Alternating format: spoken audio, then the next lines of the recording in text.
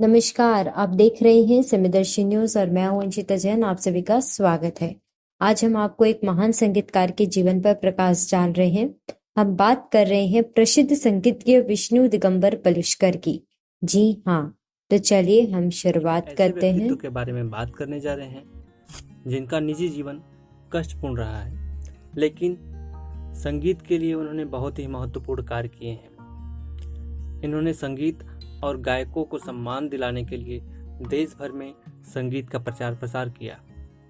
हम बात कर रहे हैं पंडित विष्णु दिगंबर पलुस्कर जी के बारे में।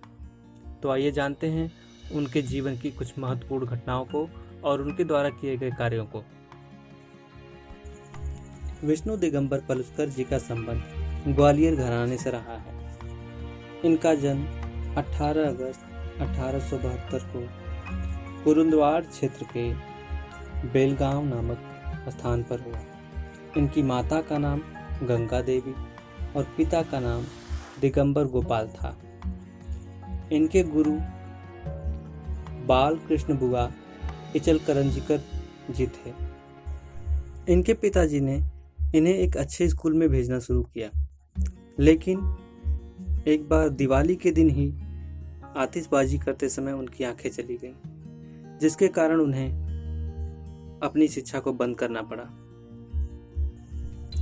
इसके बाद इनके पिताजी ने इन्हें मिरज के प्रसिद्ध पंडित बाल कृष्ण बुआ इचल करंजीकर के पास संगीत शिक्षा के लिए भेज दिया। वहां उन्हें मिरज रियासत के तत्कालीन महाराज ने आश्रय प्रदान किया और उनकी शिक्षा दीक्षा के लिए उचित व्यवस्था करा दी।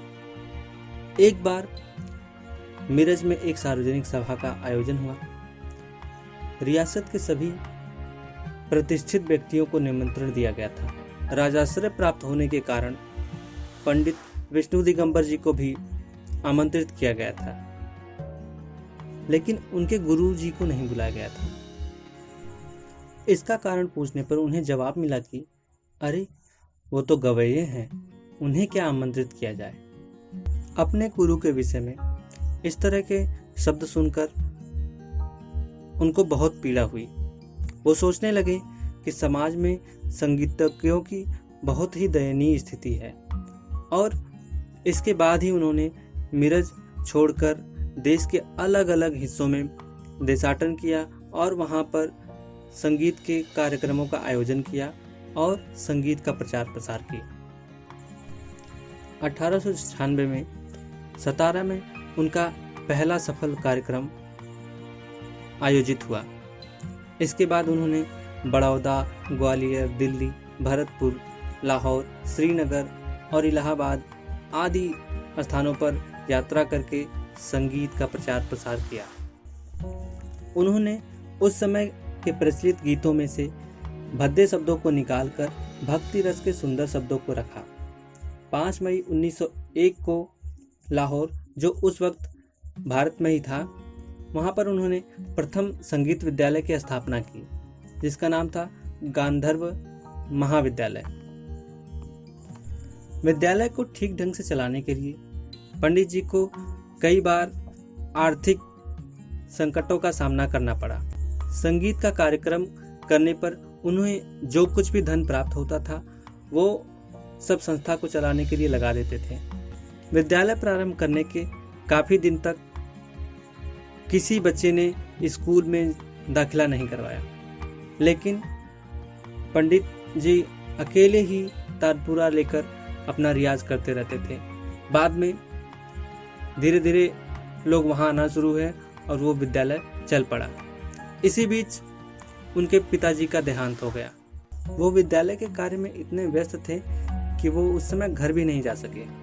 सन 1908 में बम्बई, आधुनिक मुंबई में उन्होंने गांधर्व महाविद्यालय की दूसरी शाखा की स्थापना की। यह विद्यालय लाहौर के अपेक्षा काफी प्रसिद्ध रहा। 15 सालों तक यह विद्यालय काफी अच्छे ढंग से चला, लेकिन कर्ज होने की वजह से बाद में विद्यालय को बंद करना पड़ा। इसके बाद पंडित जी का ध्यान राम नाम की ओर आकर्षित हुआ। वे गेरुआ वस्त्र पहनने लगे और रघुपति राघव राजा राम गाने लगे। इसके बाद वह नासिक चले गए और वहां पर उन्होंने राम नाम आश्रम की स्थापना की। इन्होंने वैदिक काल में प्रचलित आश्रम प्रणाली के आधार पर लगभग 100 शिष्य तैयार किए। उनके अधिकांश शिष्य उनके साथ रहते थे और उनके खाने पीने और रहने की तथा शिक्षा का प्रबंध वे निःशुल्क किया करते थे। उनके शिष्यों में पंडित वीए कसालकर, पंडित ओमकारनाथ ठाकुर, पंडित वी.आर. देवधर और पंडित वी.एन. ठकार तथा पंडित वी.एन. पटवर्धन आदि नाम विशेष रूप से उल्लेखनीय हैं। इन्होंने एक स्वरलिपि पद्धति की रचना की जिसका नाम विष्णु दिगंबर स्वरलिपि पद्धति है। इन्होंने लगभग 50 पुस्तकें लिखी। इनमें से कुछ के नाम इस प्रकार हैं: संगीत बाल प्रकाश, 20 भागों में राग प्रवेश, संगीत शिक्षा, महिला संगीत, संगीत बाल बोध, स्वल्पालाप गायन, संगीत तत्वबोध, भजनामृत लहरी आदि। सन 1930 में पंडित जी को लकवा मार गया। 21 अगस्त 1931 को मीरज में इनकी मृत्यु हो गई। वर्तमान समय में संगीत शिक्षा का जो प्रारूप स्कूल, कॉलेज और विश्वविद्यालयों में देखने को मिलता है, इसकी कल्पना सन 1901 में पंडित विष्णु दिगंबर पलुस्कर जी ने ही की थी और आज उनका सपना साकार रूप में दिखाई देता है। तो दर्शकगण, यही थी विष्णु दिगंबर पलुस्कर के जीवन पर एक संक्षिप्त नजर। हमें आशा है कि इस विशेष प्रस्तुतिकरण से आपको उनकी महानता की एक झलक मिली होगी। धन्यवाद। आपसे फिर मिलेंगे समय दर्शन न्यूज पर। तब तक के लिए आप अंशिता जैन को दीजिए इजाजत। नमस्कार। न्यू वीडियोस की अपडेट पाने के लिए सब्सक्राइब करें समय दर्शन न्यूज को और बेल आइकन को दबाएं। आप देख रहे हैं समय दर्शन न्यूज चैनल।